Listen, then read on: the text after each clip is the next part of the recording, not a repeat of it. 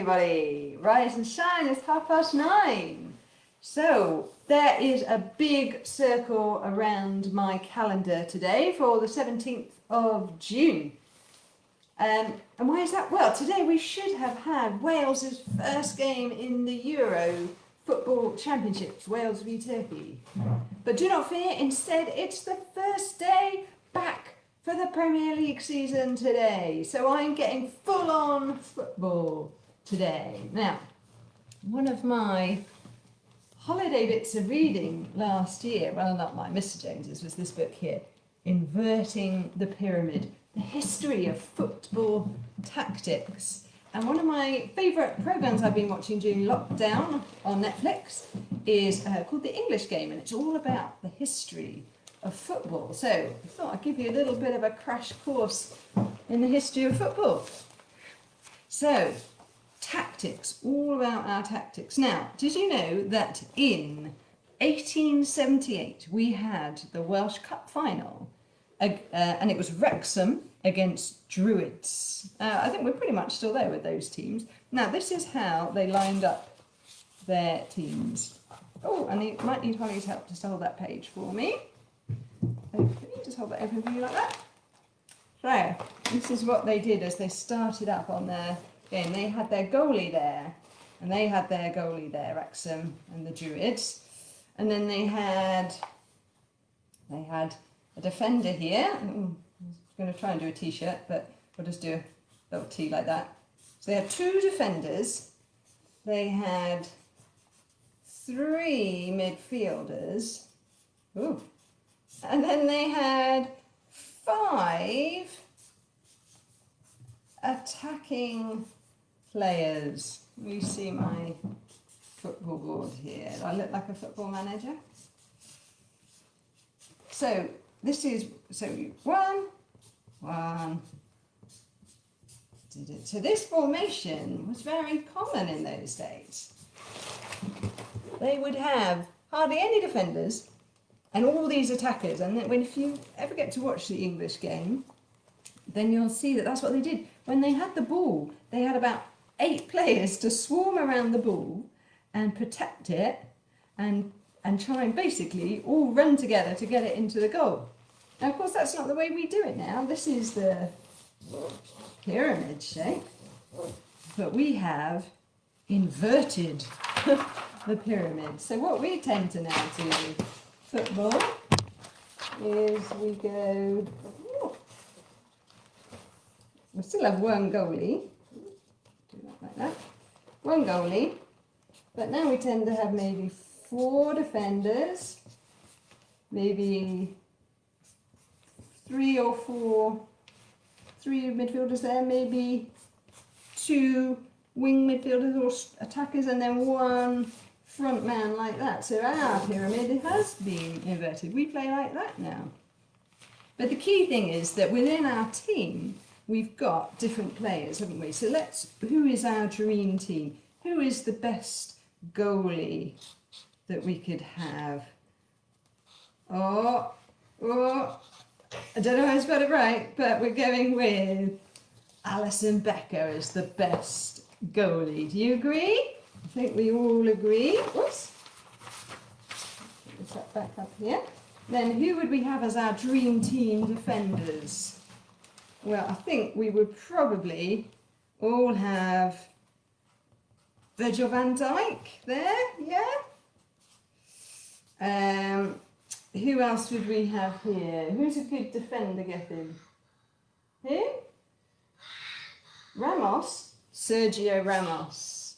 He's going to go there. And as our wingers, well, we're definitely going to have our wing defenders. What do you call that? Left backs and right backs. Trent Alexander-Armstrong. Who should we have over on the other side? I think let's go for Andy Robertson. So that's my dream backs. We've got to have some midfielders. Let's go with, Jordan Henderson. He's a good one. Who else could we have in midfield? Yes, Gethin? Who would you have in a dream team? Yeah, give me any names. Any names? I can't think of any. Let's go for Dele Alli. Is he a midfielder? Yeah.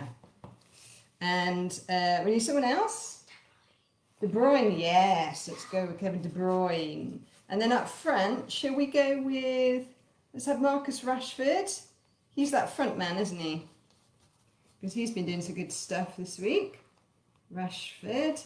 And then I think we could have Sadio Mane out on that wing and probably Mo Salah on this wing. And that is our dream team. What do you think about my dream team? Now, all these players have their own little position, don't they?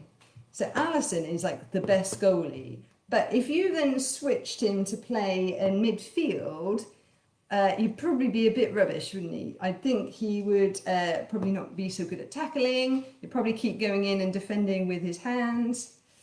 And likewise, Virgil van Dijk, great at defence, really good heading. And actually, he does score a few goals, but he's probably not the fastest person to be up front, like our Marcus Rashford, who can just dive in. So we all, in our football team, have our kind of key skills, and that determines where we play in our team.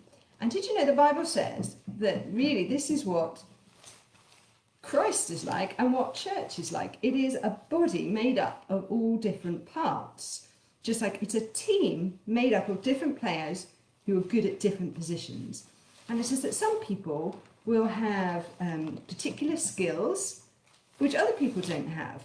And they say, well, it's just like a body. You know, it's the foot shouldn't say, oh, well, I'm a foot, I'm no good here. Because if you had hands where your feet should be, you'd be all over the place, wouldn't you? And if you had a nose where your ears should be, then you wouldn't be able to hear. So all the parts of our bodies have a role to play, don't they? We have to have our eyes to see and our ears to hear and our nose to smell, our hands to touch, our feet to balance. And that is what they're saying the church is like, just like this team. We have to have a whole group of people to work together in a church and to work together for God. And so think about those skills that you have, because it's not by chance that you have them. And we talked yesterday, didn't we, about using those skills for the best things that we can to help other people. So in a church, you might have someone who's really good at listening to other people, and that's their skill, is to listen, to help other people with their problems. Other people might have a real gift of wisdom. They're the ones who are really good at giving out advice and working out maybe what someone could do in a difficult situation. You've got some people who've got gifts of healing, gifts of being able to listen to what God is saying and spread the word to the people. We call that prophecy. So have a little think about what gift it is that you have, how you can share it. And is there something you can do in your community, in your village, or within your church that you can use those gifts to help other people?